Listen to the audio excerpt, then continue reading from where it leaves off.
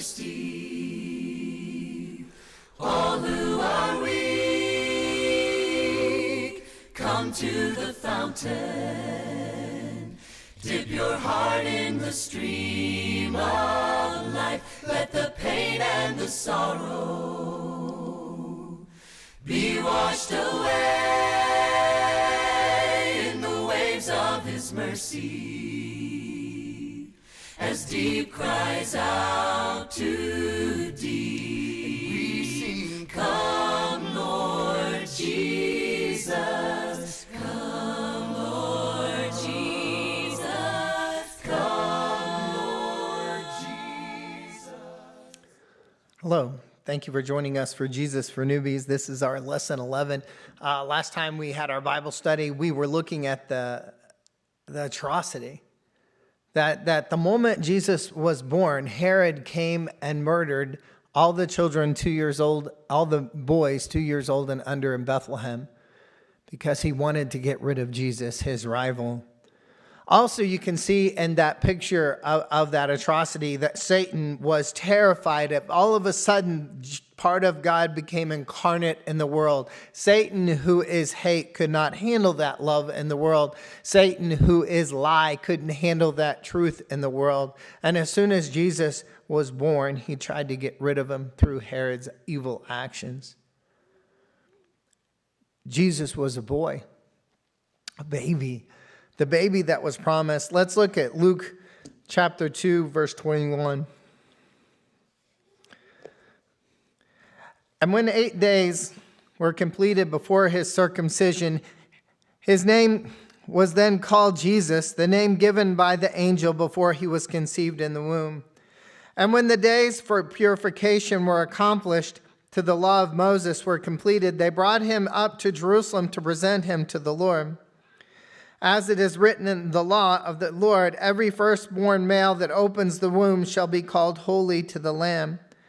And to offer a sacrifice according to what was said in the law of the Lord, a pair of turtle doves or 2 young pigeons.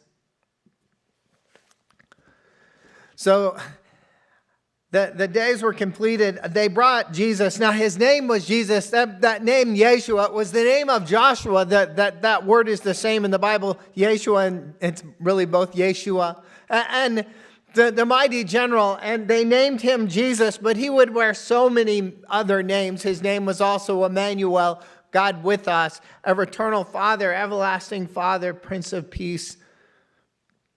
He would wear many names. They brought him to the temple. They offered 2 turtle doves. Now, the turtle dove option for a sacrifice for a newborn male was the option you had if you couldn't afford a spotless lamb.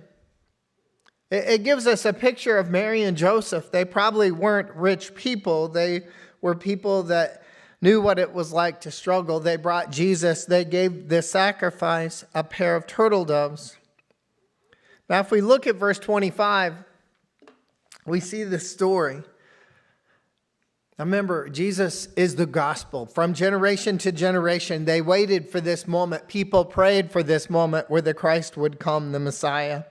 And in verse 25, and behold, there was a man in Jerusalem whose name was Simeon. And this man was righteous and devout, looking for the consolation of Israel. And the Holy Spirit was upon him. And he had been received to him by the Holy Spirit that he would not see death before he had seen the Lord's Christ. And he came in the Spirit into the temple. And when the parents saw that they brought Jesus, the child Jesus, to carry out for him the custom of the law, and he took him into his arms and blessed him and said, Now the Lord, thou dost let thy bondservant depart in peace according to thy word. For my eyes have seen thy salvation, which thou hast prepared in the presence of peoples, a light of revelation to Gentiles, and the glory of thy people Israel. Okay, Simeon was this older man. He'd been given this promise that before he died, he would see the Christ, the Messiah. And he waited. And then all of a sudden, all of a sudden he sees Mary and Joseph carrying this baby, this unusual baby, into the temple. Somehow he knew that this was the moment. This is the moment that was promised from the very beginning of time, that the Messiah, that this baby was the Messiah, the Christ. He came to them. He took the baby in his arms. It says, then he took him into his arms and blessed him. And he says, now the Lord, thou dost let thy servant depart in peace according to thy word, for my eyes have seen your salvation. I want you to understand, Jesus was a lot of things. The one thing I want you to understand, Jesus is salvation. The very person of Jesus is the gospel, the good news. But I want you to understand there is bad news. The bad news is that this world is dying. The good news is there is another world. But our passage to the other world depends on Jesus. My eyes have seen your salvation, verse 31, which thou hast prepared in the presence of all peoples, a light of revelation to the Gentiles. He tells us, now understand, that the Jewish people were chosen to bring a vehicle to bring the Messiah into the world. If you remember, God gave that promise to Abraham that from his family a mighty nation would come. That mighty nation was Israel. Israel was come, but that promise that he gave to Abraham also was that from your family all the nation of the world would be blessed. So the promise to Abraham was, I'm going to build a great nation out of your family, and that nation was Israel. But that from Israel will come the Messiah. And that the Messiah would not just be a Messiah to Jewish people. He would be everyone's Messiah. A Gentile was just someone that wasn't Jewish. The Jews really thought of themselves as better than other people. And Simeon announced something that probably would have been a surprise to some. Verse 32, a light of revelation to the Gentiles. The Messiah was not just going to be a Jewish Messiah. The Messiah was going to be a Messiah for the Gentiles also, for the whole world. Let's go to verse 33. So here we see this picture of Simeon. And it says in verse 33, and his father and mother were amazed at the things which were being said about him. And Simeon blessed them and said to Mary, his mother, behold, this child is appointed for the fall and rise of many in Israel, and a sign to be opposed. And a sword will pierce even your own soul, to the end that the thoughts of many may be revealed. So they bring Jesus in the temple. And understand, Mary and Joseph didn't know all of this was going to happen. This man comes up and holds Jesus and said, this is the Christ. I was promised that I would see Jesus before I died. And I'm hearing him. And that this is salvation. This is salvation not only to Jewish people, but to all the Gentiles, and a glory to the people. And then Simeon looks at Mary and tells her something that had to terrify her. Behold, this child is appointed for the fall and rise of many in Israel, and for a sign to be opposed. And a sword will pierce even your own soul, to the end that the thoughts from many hearts may be revealed. Simeon says, some people are going to follow Jesus, but he's going to be opposed. And that a sword will pierce even your own soul. At the very beginning, there were hints. Of course, the prophecies we've looked at up to this point told us that the Messiah would be crucified, told us that he would be rejected, and that he would die on the cross. How would it be for a mother to hear Simeon say, a sword's going to pierce your own soul? But that sacrifice is going to, it says, to that end that the thoughts of many hearts may be revealed. That sacrifice Mary was going to make, that sacrifice Jesus was going to make, was going to free many people. Let's look at verse 36. There was a prophetess, Anna, the daughter of Phanuel of the tribe of Asher. She was advanced in years, having lived with a husband 7 years after her marriage, and then as a widow to the age of 84. And she never left the temple, serving night and day with fastings and prayers. And at that very moment she came up and began giving thanks to God and continued to speak of him to all those who were looking for the redemption of Jerusalem. There was a prophetess, daughter of Phanuel of the tribe of Asher. She was older, and she lived with her husband 7 years after her marriage, then as a widow to the age of 84. So this older woman comes up, and she also, just like Simeon, announces that this is the Christ, this is the Messiah. She came up and began giving thanks to God and continued to speak of him to all who were looking for the redemption of Jerusalem.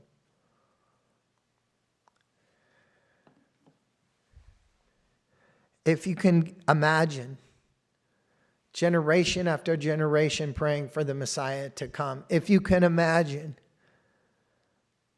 that hope, that at this point they were subjugated by Rome. And at this point, they were controlled by Rome. They weren't even a country. A king ruled them that wasn't a faithful believer. And they were waiting. They were waiting for redemption, for hope, for a promise that a Messiah would come. And that Messiah would redeem Israel. And then Anna comes up and holds this baby and says, and begins to tell people to speak of him to all those who were looking for the redemption of Jerusalem. There were people waiting for the Messiah. There were people waiting for the Christ. And as Jesus was brought into the temple, these two remarkable people who had loved God, Simeon and Anna, announced that this baby is the Messiah. Let's look at verse 41. Now, the temple was a lot of different things. It was a place where they made sacrifice. It was a place where religious people went.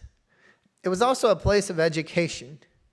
In the temple, there would be the great rabbis. And they would be teaching, and surrounding them would be their students, and they called them disciples. So you would see different schools, different rabbis assembling their disciples and teaching them. And they brought the young boy Jesus to the temple. In verse 41, and his parents used to go to Jerusalem every year at the feast of the Passover. And when he became 12, they went up there according to the custom of the feast. And as they were returning after spending the full number of days, the boy Jesus stayed behind in Jerusalem, and his parents were unaware of it, but supposed him to be in the caravan, and went a day's journey, and they began looking for him among their relatives and acquaintances. So they lost him. Think about it. You've been trusted with the Messiah and you lost him. You can't find him. It says they went to Jerusalem when he was 12 years old. And after spending a couple days there, Jesus stayed behind in Jerusalem. They didn't notice it, but supposed him to be in the caravan and went a day's journey. And they began looking for him among their relatives and acquaintances. And when they did not find him, they returned to Jerusalem and looked for him. And it came about that after 3 days, they found him. Now, what would you think? You've been entrusted with something so important as to watch over the Christ, and you lost him. You went a day's journey without him. You went back, and 3 days you looked for him, and then finally you find him in the temple. How would you react? But I want to remind you, Jesus was a person, it says, tempted in all ways like we are, but without sin. Jesus was a perfect child. What would it be like to have a perfect child, a child you didn't have to worry about? But they finally found him in the temple, in this seat of learning. In verse 45, And when they did not find him, they returned to Jerusalem looking for him. And it came about after 3 days that they found him in the temple, sitting in the midst of the teachers, both listening to them and asking them questions. And all who heard him were amazed at his understanding and his answers. And when they saw him, they were astonished. And his mother said to him, "Son, why have you treated us this way? Behold, your father and I have been anxiously looking for you." And he said to them, "Why is it that you were looking for me? Did you not know that I had to be about in my Father's house?" And they did not understand the statement which he made known to them. And they went down with him and came to Jesus, and he continued in subjection to them, and his mother treasured all these things in her heart. So you can imagine how frantic Mary and Joseph were frantically looking through Jesus in Jerusalem, which would be packed with people because of the Passover, and how terrifying to have lost your child. They finally find him in the temple, and he was in the midst of the teachers. These different rabbis were there teaching their disciples. Jesus was in the midst of them. In verse 47, Jesus was both listening to them and asking them questions. Verse 47, and all who heard him were amazed at his understanding and his answers. What a surprise. What would it be like if you were on a field trip, you took a 12-year-old on a field trip to a university, and all of a sudden that 12-year-old was astounding the professors. It tells us that he was giving them amazing answers. At this point, we see that this baby, this boy, this 12-year-old boy, was remarkable. He was different from any boy that had ever been born before. As Simeon, as Anna knew, this was the Christ, the Messiah, the one humanity had waited for. And he was in the midst of the teachers, teaching them, listening to them, asking them questions, and they were amazed at his answers. Thank you for joining us for Jesus for Newbies this week. We'll have another lesson next week. And if you're just joining us for the first time today, go to JesusForNewbies.com. If you go to JesusForNewbies.com, you can watch all the lessons and get caught up. Thank you for joining us. Bye-bye.